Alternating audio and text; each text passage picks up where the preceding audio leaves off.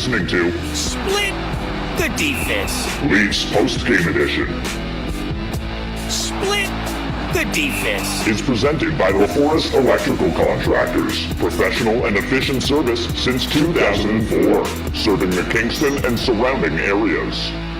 Alongside co-host Craig Pearce and producer Ted Evans, here's your host, Jordan Webster.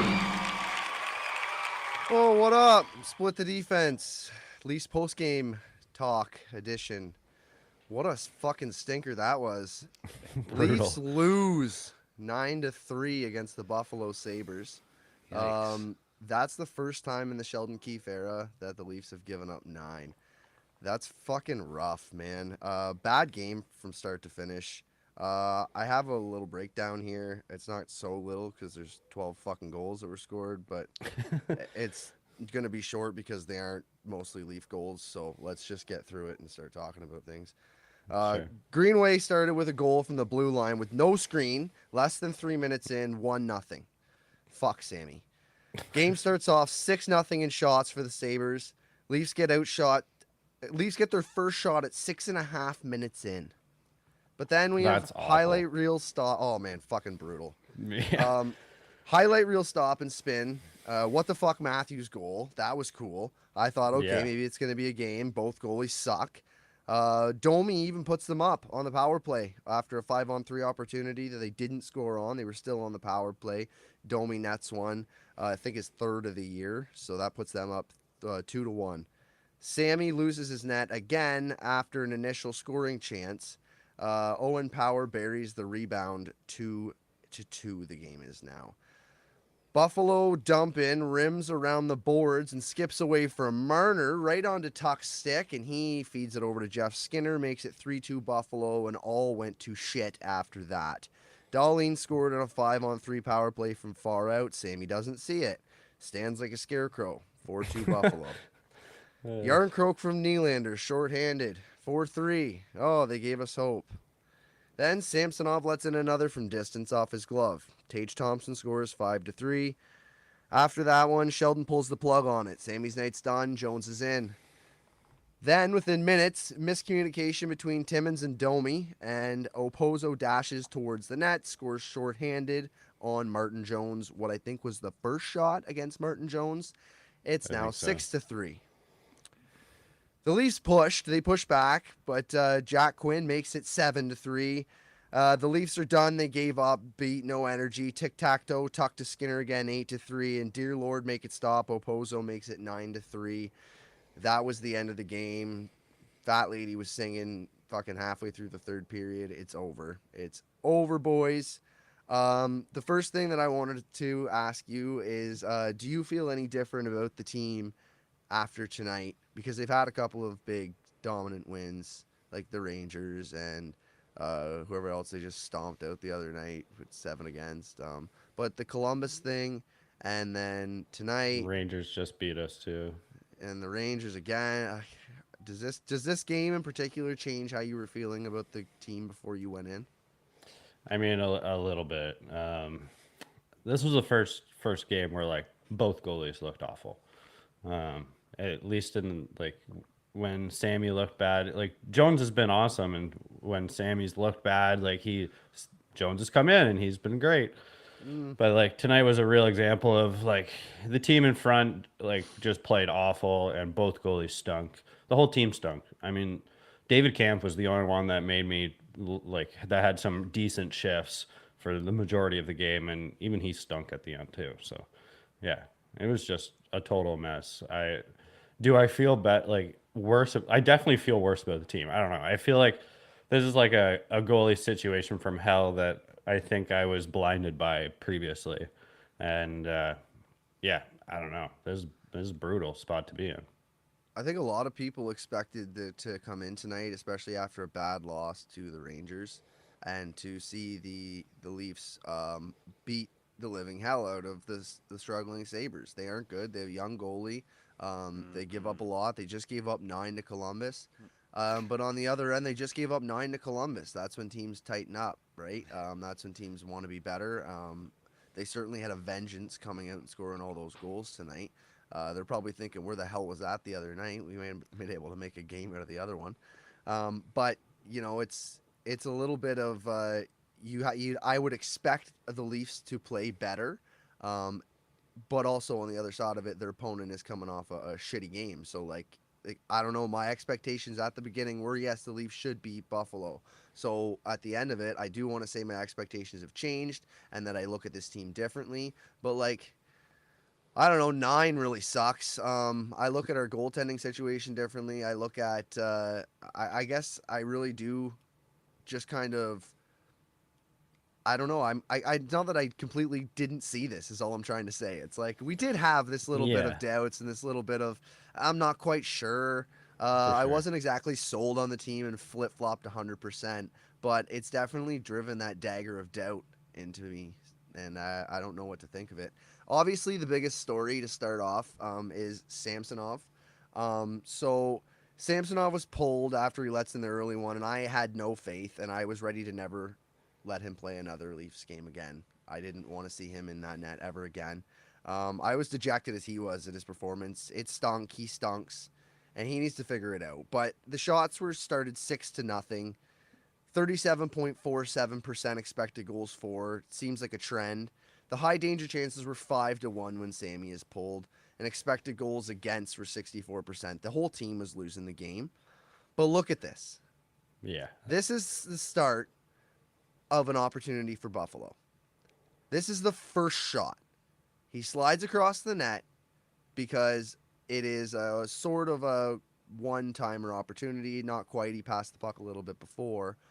But then, if we hit the next slide, that's where he ends up as soon as he makes that save. And he's there for over 3 seconds. 3 Mississippis, CP. 3 Mississippis, I counted that guy was down there. 1 Mississippi, 2 Mississippi, 3 Mississippi, and the goals in the back of the net. He's lost his net, yeah. and And it's for the not okay. people that are just listening, like we're showing, I think it was the second goal or the third goal maybe, where Sammy makes the first save going across the net, Second. and then he's like way out of position, and Tuck has like, yeah, like Webby just said, 3 Mississippis to just shuffle it into the It was net. Owen So Power, wasn't it? yeah, it was Yeah, Owen Power. Yeah, Owen Power. like yeah, that was like at first because like he made a few good saves. That's the thing about like Sammy tonight and Sammy in general is that like he has the ability to make crazy saves, and he made a few of them. And so like when he first went across, I get excited, but then I was like, oh, this is just the same old shit, just all over Peter again. Where Mrazek.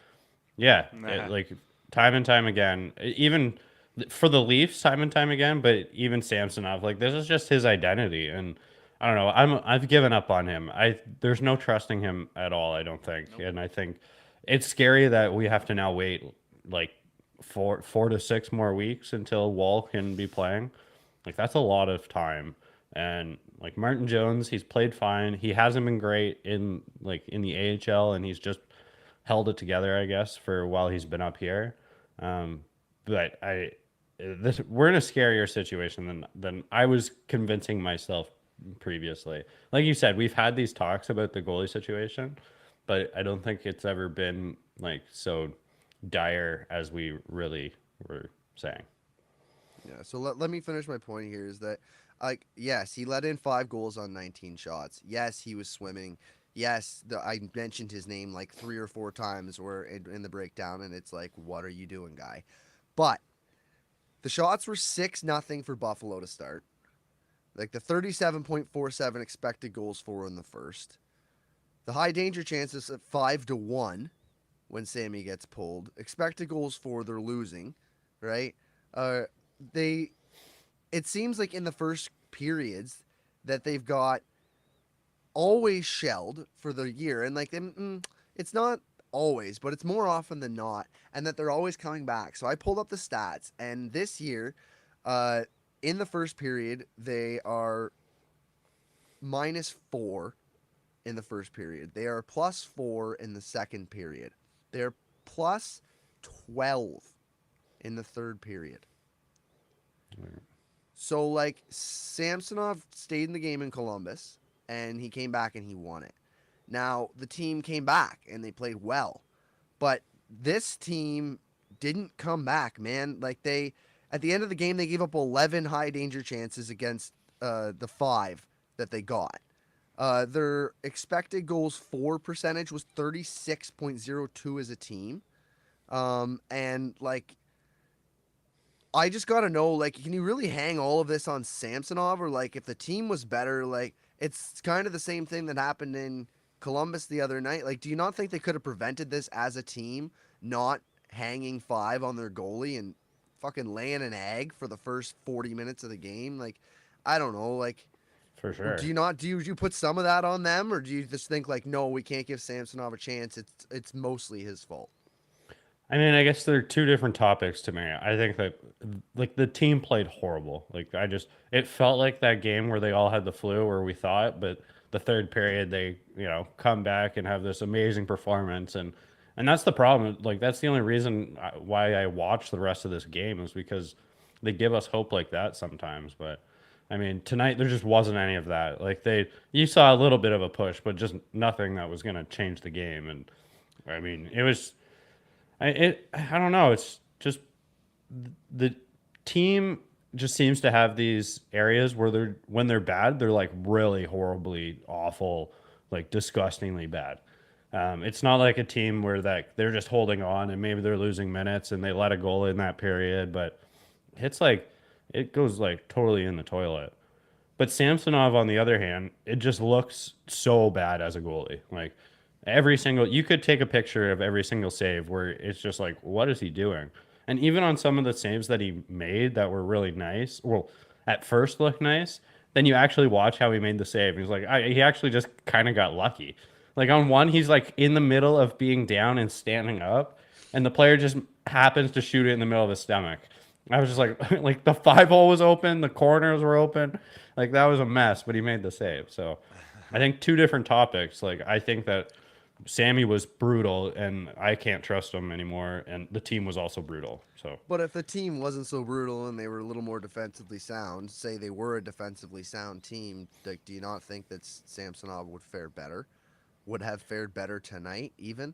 Like maybe not as a whole on the season, because yes, he is trending down. He obviously looks bad. I'm not like gonna sit here and defend Samsonov and get on his side. Oh well, poor Sammy. Like he's struggling and he needs to figure it out.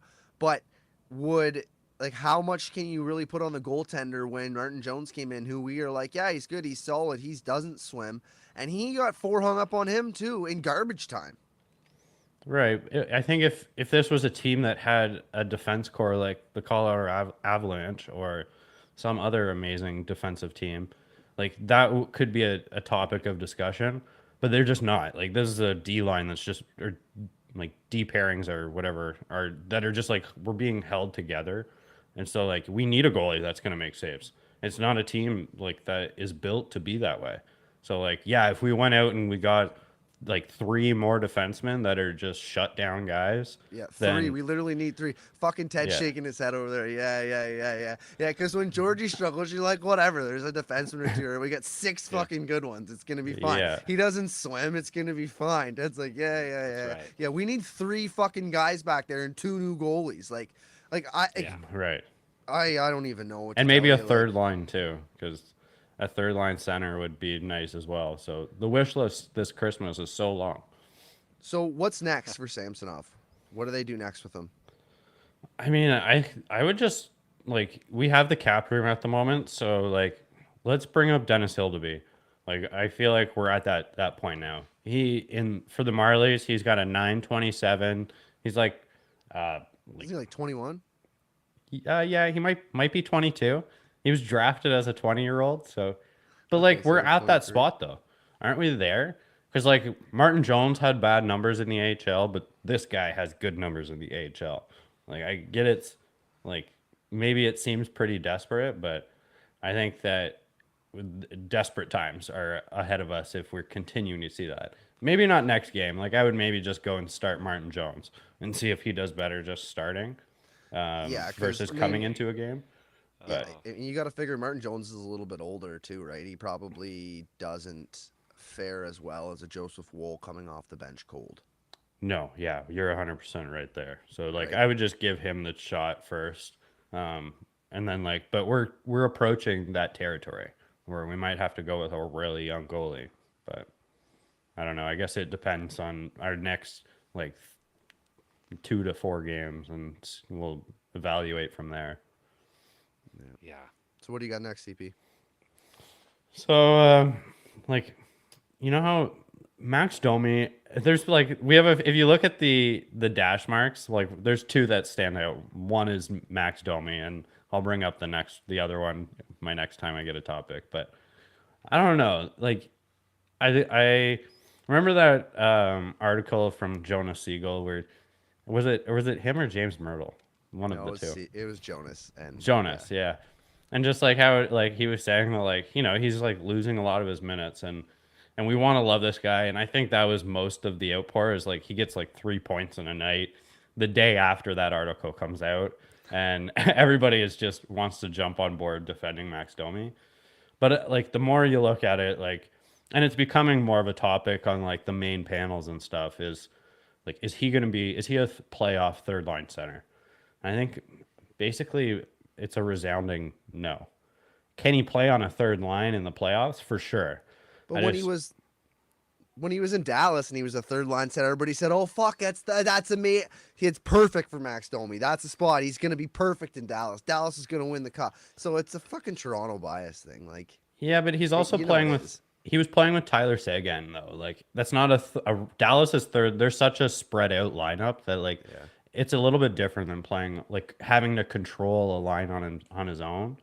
And even though that Domi is like he struggled on the wing earlier this year, but if you gave him a good third line center, then he might do better. But I don't know. The third line doesn't. And Nick Roberts. Let's just make it a third line topic because like that whole line, Yarncroke is the only one I trust there, but the other 2 just are turnover city. Like it's crazy. They do some nice things sometimes, but they're I pretty. couldn't get turnover rates. I tried to look up that all game to see what the turnover rates were per lines per player and that kind of stuff. But it was hard Right. to find. But I will say just before we get off Max Domi is that he's got a 57% goals for. He's winning his minutes. He's actually winning his minutes. It's not just the expected goals. He's actually when he's on the ice, his team scores more. 45% expected goals for though. That's where the defensive thing comes around. So he's giving up chances to the other team. He's getting saves. I bet you there's a team, the goalie save percentage is high when he's on the ice. But he's 51% in the dot. He's on a 48-point pace, and he mixes it up with Skinner at the end of the game. He mixes it up with other people. He'll throw the fists. I mean, he's a fine third-line center. I think he's not an amazing third-line center, but he's a fine third-line center. Yeah, like I think that all those things though were the goals for that are actually goals, I think he can accomplish as a winger. And if you put him on the wing, then his expected will come up because there's someone more responsible with him.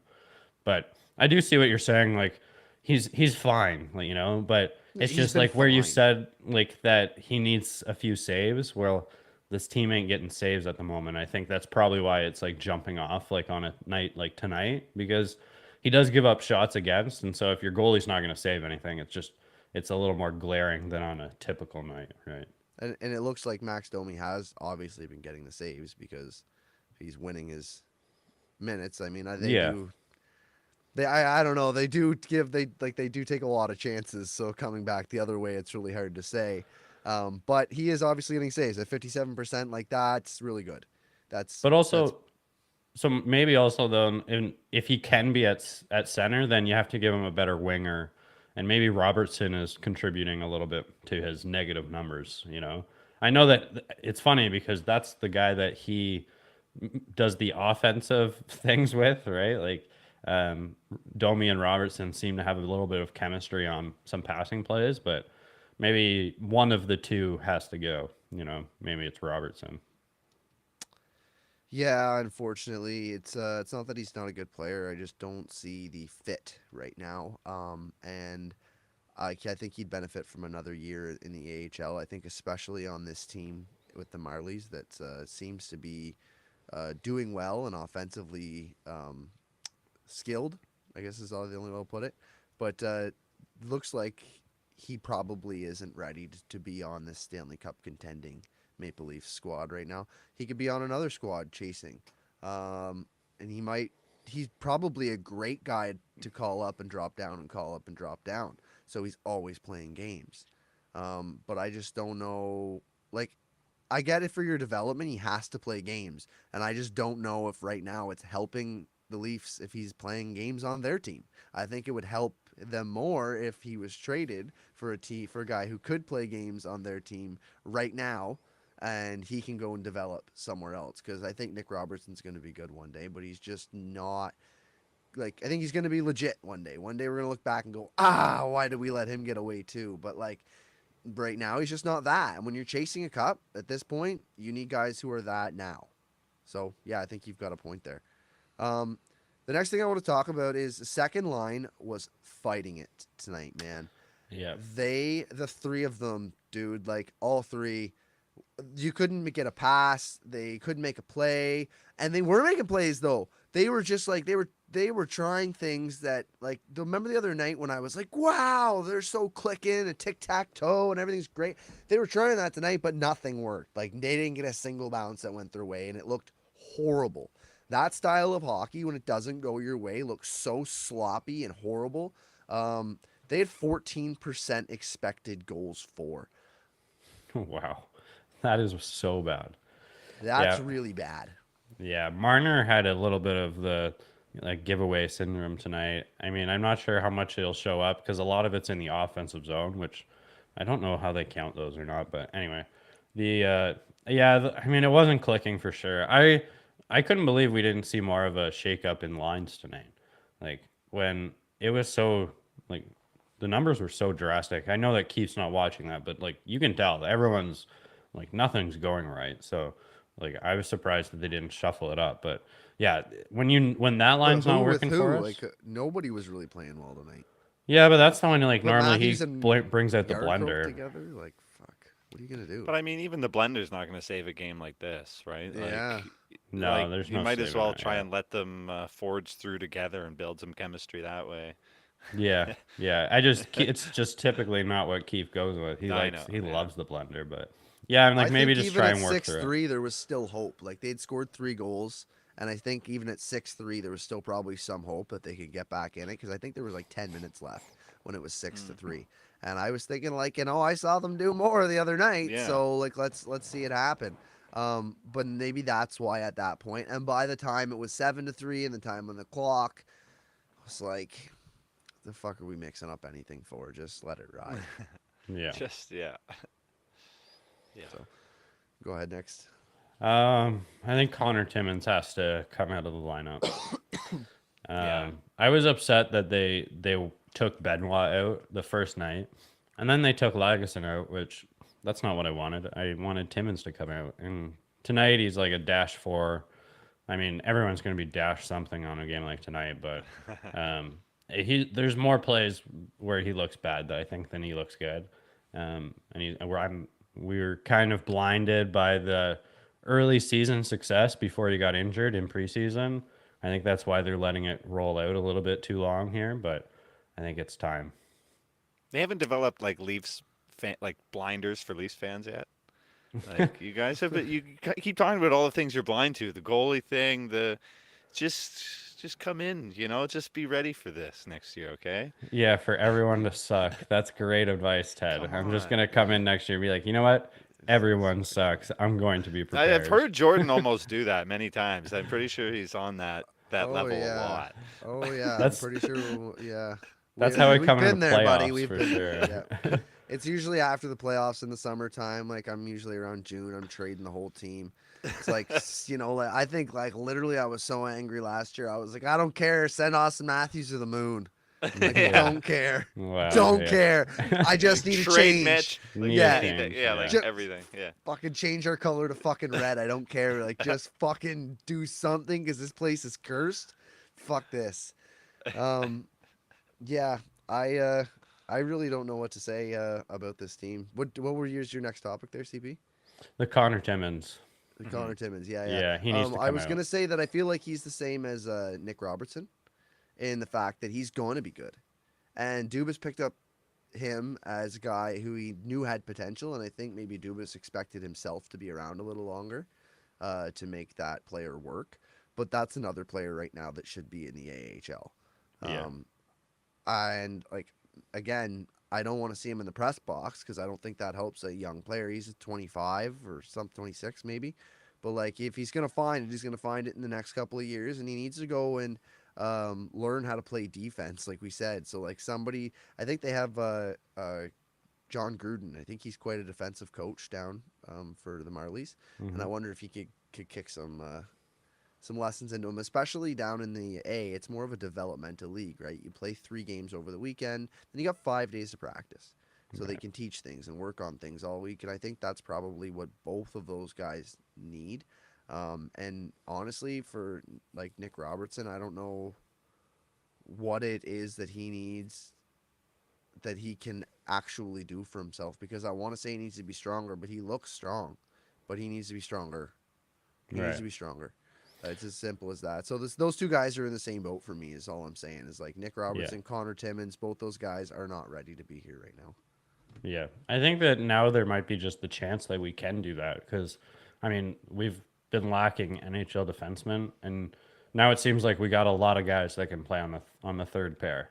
So I think that we now, with having Benoit and Lagesson able to play decent minutes, like this is the time. Like let's get him down there because day by day he's scaring everybody too much, and I don't know, I'm not a huge fan. So this is the second last one for me. Matthews is 6 games in a row with a goal.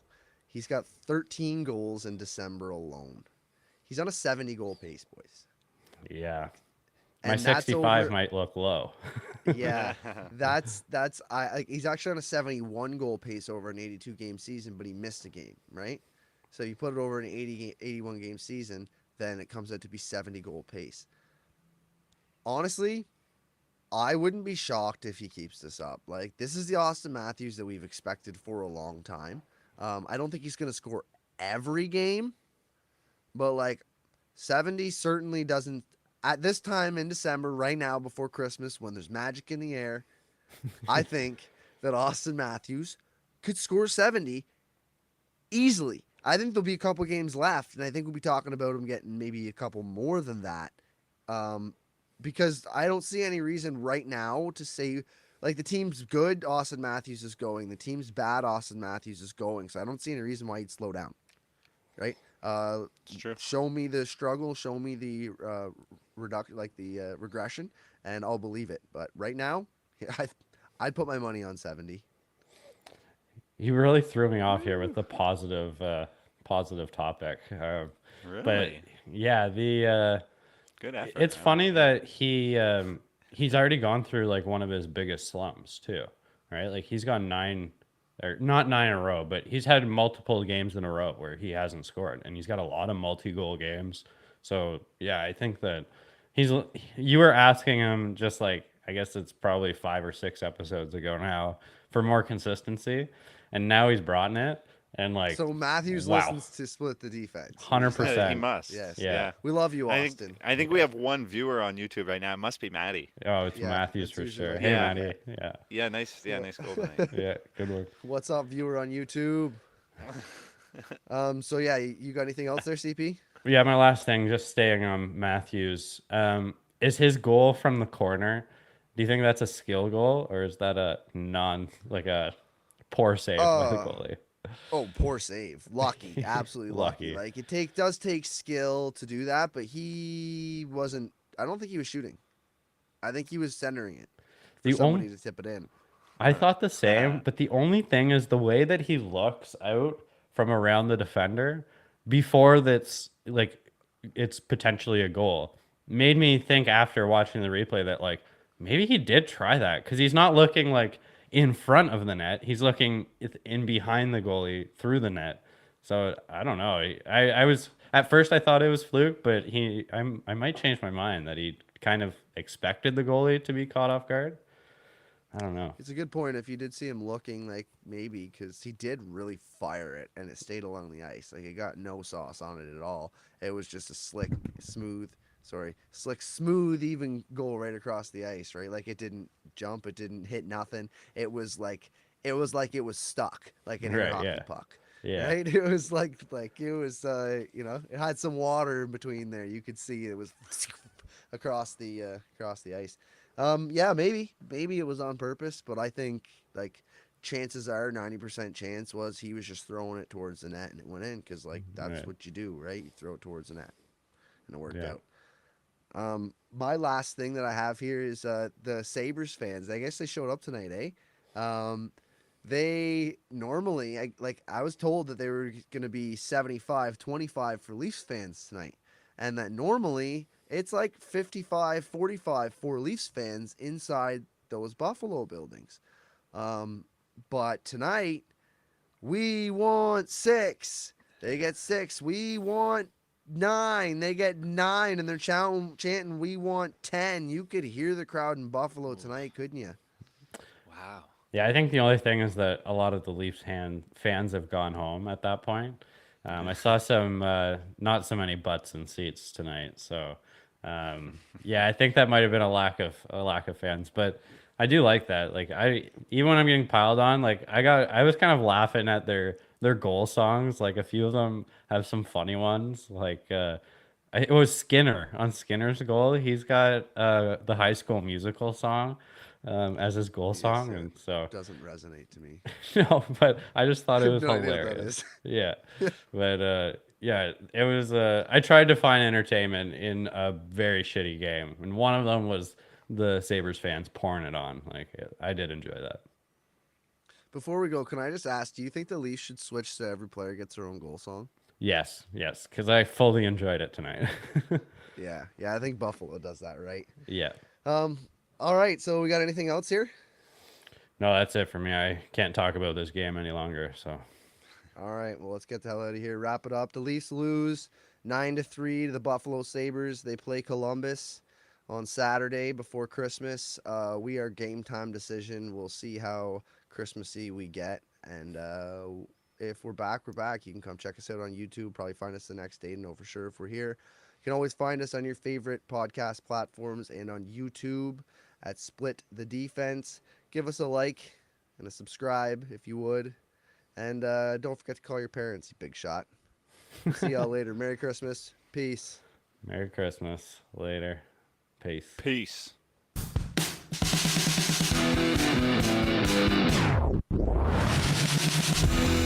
You've been listening to Split the Defense. Leafs Post-Game Edition. Hosted by Jordan Webster, Craig Pearce, and producer Ted Evans. Split the Defense. Is presented by LaForest Electrical Contractors. Professional and efficient service since 2004. Serving the Kingston and surrounding areas.